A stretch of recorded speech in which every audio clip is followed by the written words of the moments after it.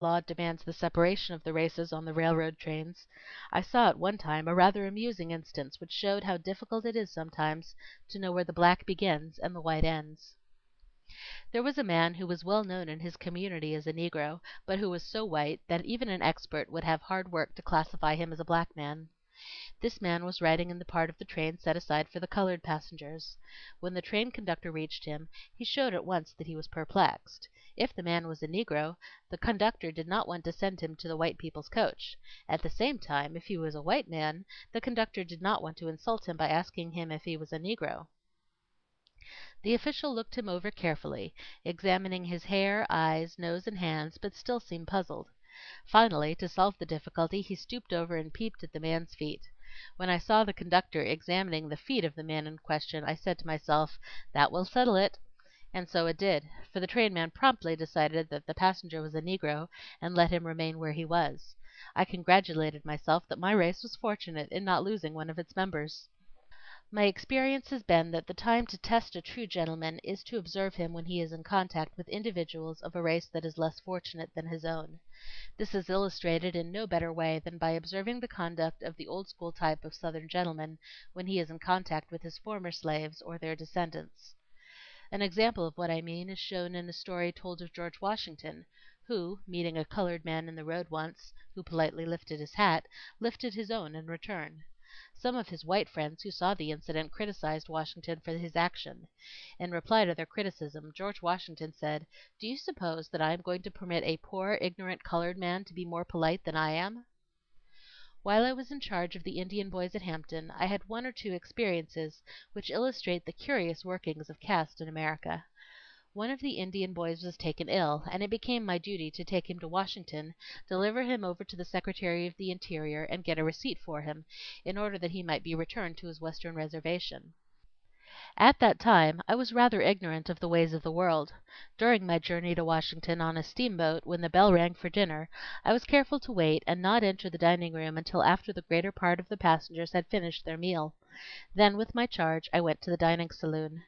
The man in charge politely informed me that the Indian could be served, but that I could not. I never could understand how he knew just where to draw the color line, since the Indian and I were of about the same complexion. The steward, however, seemed to be an expert in this matter. I had been directed by the authorities at Hampton to stop at a certain hotel in Washington with my charge, but when I went to this hotel, the clerk stated that he would be glad to receive the Indian into the house, but said that he could not accommodate me. An illustration of something of this same feeling came under my observation afterward. I happened to find myself in a town in which so much excitement and indignation were being expressed that it seemed likely for a time that there would be a lynching. The occasion of the trouble was that a dark skinned man had stopped at the local hotel. Investigation, however, developed the fact that this individual was a citizen of Morocco, and that while traveling in this country he spoke the English language. As soon as it was learned that he was not an American negro, all the signs of indignation disappeared. The man who was now the innocent cause of the excitement, though, found it prudent after that not to speak English. At the end of my first year with the Indians there came another opening for me at Hampton, which, as I look back over my life now, seems to have come providentially to help me prepare for my work at Tuskegee later. General Armstrong had found out that there was quite a number of young colored men and women who were intensely in earnest in wishing to get an education, but who were prevented from entering Hampton Institute because they were too poor to be able to pay any portion of the cost of their board, or even to supply themselves with books. He conceived the idea of starting a night school in connection with the Institute, into which a limited number of the most promising of these young men and women would be received, on condition that they were to work for 10 hours during the day and attend school for 2 hours at night. They were to be paid something above the cost of their board for their work. The greater part of their earnings was to be reserved in the school's treasury as a fund to be drawn on to pay their board when they had become students in the day school, after they had spent 1 or 2 years in the night school. In this way they would obtain a start in their books and a knowledge of some trade or industry, in addition to the other far reaching benefits of the institution. General Armstrong asked me to take charge of the night school, and I did so. At the beginning of this school there were about 12 strong, earnest men and women who entered the class. During the day the greater part of the young men worked in the school sawmill, and the young women worked in the laundry. The work was not easy in either place, but in all my teaching I never taught pupils who gave me so much genuine satisfaction as these did. They were good students, and mastered their work thoroughly. They were so much in earnest that only the ringing of the retiring bell would make them stop studying, and often they would urge me to continue the lessons after the usual hour for going to bed had come.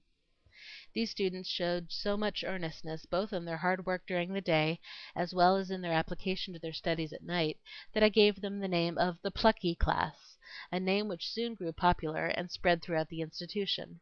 After a student had been in the night school long enough to prove what was in him, I gave him a printed certificate which read something like this: "This is to certify that James Smith is a member of the Plucky Class of the Hampton Institute, and is in good and regular standing." The students prized these certificates highly, and they added greatly to the popularity of the night school. Within a few weeks this department had grown to such an extent that there were about 25 students in attendance. I have followed the course of many of these 25 men and women ever since then, and they are now holding important and useful positions in nearly every part of the South. The night school at Hampton, which started with only 12 students, now numbers between 300 and 400, and is one of the permanent and most important features of the institution. End of chapter 6. Recording by Laurel Anderson, Sanford, Florida.